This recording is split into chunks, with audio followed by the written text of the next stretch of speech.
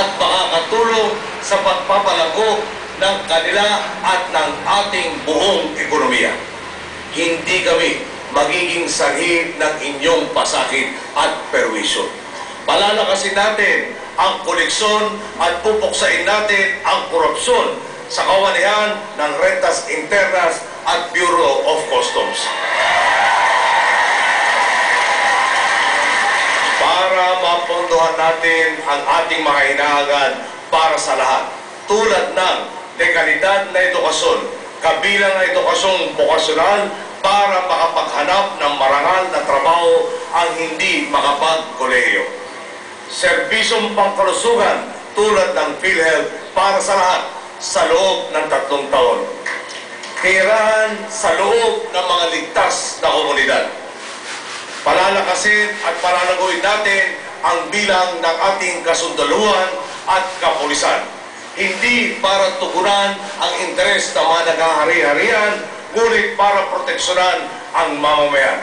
Itinataya nila ang kanilang buhay para mayroong pagkakataon sa katahimikan at kapayapaan sa sambayanan. Dumoble na ang populasyon kanilang binabantayan. Nananatili naman sila sa bilang. Hindi tama na ang nagmamalasakit ay kinakawawa. Kung dati ay may fertilizer scam, ngayon ay may kalinga ng tunay na para sa magsasaka.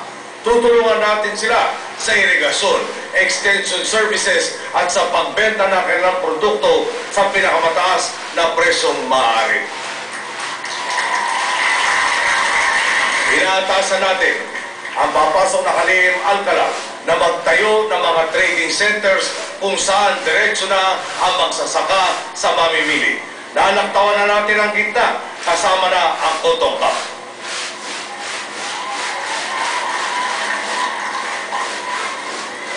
Sa ganitong paraan, ang dating napupunta sa gitna ay maaari ng paghatian ng magsasaka at mamimili.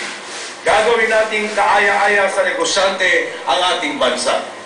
We will cut red tape dramatically and implement stable economic policies. We will level the playing field for investors and make government an enabler, not a hindrance to business.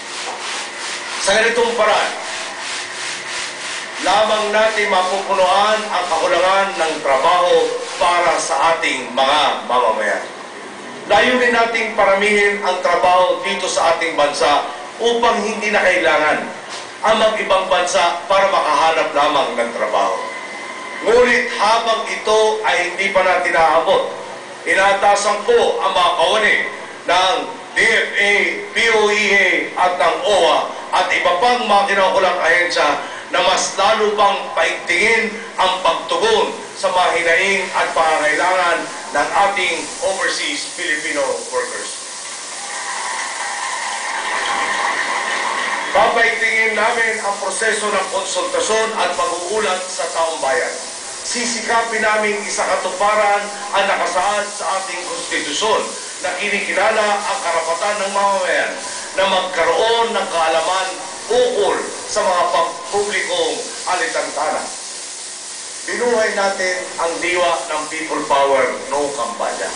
Ipagpatuloy natin ito tungo sa tuwid at tapat na pamamahala. Ang naniniwala sa people power ay nakatuon sa kapwa at hindi sa sarili. Sa mga nangapi sa akin, kaya ko kayong patawarin at pinapatawag ko na kayo. Sa mga nang-api sa sambayanan, wala akong karapatan na limutin ang inyong mga kasalanan.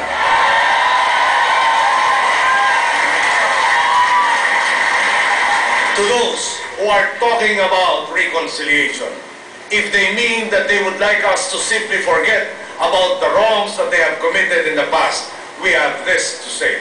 There can be no reconciliation without justice.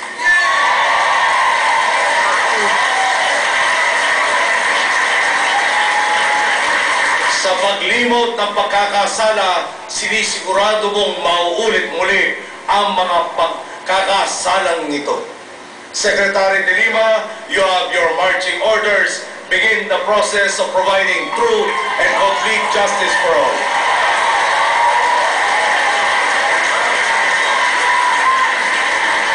Ikinagagalak din naming ibahagi sa inyo ang pagtanggap ni dating Chief Justice Hilario Davide sa hamon ng pagtatatag at pamumuno sa isang Truth Commission na magbibigay linaw sa maraming kahina-hinalang issue na hanggang ngayon ay walang kasagutan at resolusyon.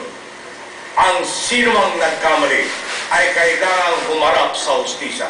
Hindi maaaring patuloy ang kalakaran na walang pananagutan at tuloy na pang-aapi.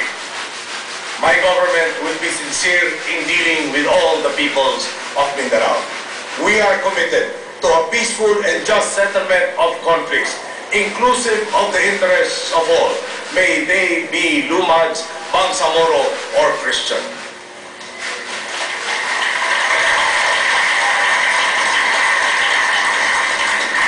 We shall defeat the enemy by wielding the tools of justice, social reform, and equitable governance, leading to a better life. Sa tamang pamamahala, gaganda ang buhay ng lahat. At sa buhay na maganda, sino pa ang gugustuhin bumalik sa panahon ng pang-aapi? Kung kasama ko kayo, may tataguyin natin ang isang bayan kung saan pantay-pantay ang pagkakataon. Dahil pantay-pantay nating ginagampanan ang ating mga pananagutan. Kamakailan lamang, ang bawat isa sa atin ay nanindigan sa presinto. Bumoto tayo ayon sa ating karapatan at konsensya. Hindi tayo umatras sa tungkulin nating ipaglaban ang karapatan ito. Pagkatapos ng bilangan, pinatunayan ninyo na ang tao ang tunay na lakas ng bayan.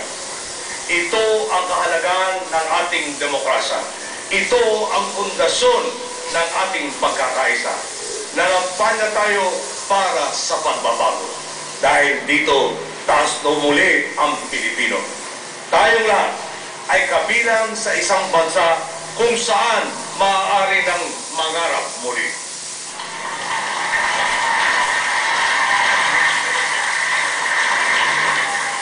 To our friends and neighbors around the world, we are ready to take our place as a reliable member of the community of nations.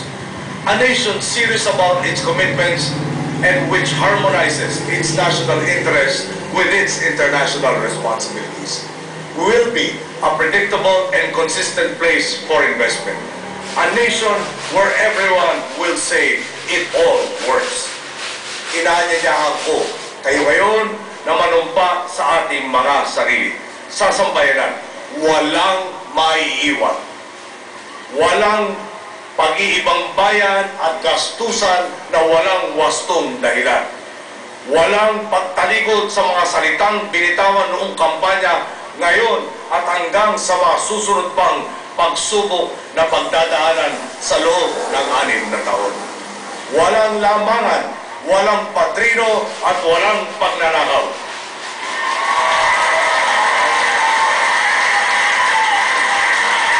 Walang wangwang, walang counterflow, walang tong. Panahon na upang tayo ay muling magkawang gawa. Nandito tayo ngayon dahil sama-sama tayong nanindigan at nagtiwala na may pag-asa. The people who are behind us dare to dream. Today, the dream starts to become a reality. Sa inyong mga nag-isip pa kung tutulong kayo sa pagpasan ng ating krus, isa lang ang aking tanong. Kung kailan tayo nanalo, saka pa ba kayo susuko? Kayo ang boss ko. Kaya't hindi maaaring hindi ako makinig sa mga utos ninyo. We will design and implement an interaction and feedback mechanism that can effectively respond to the people's needs and aspirations. Kayo ang nagdala sa akin sa puntong ito, ang ating mga volunteers, matanda, bata, celebrity, ordinaryong tao na umibot sa Pilipinas para ikampanya ang pagbabago. ang aking mga kasambahay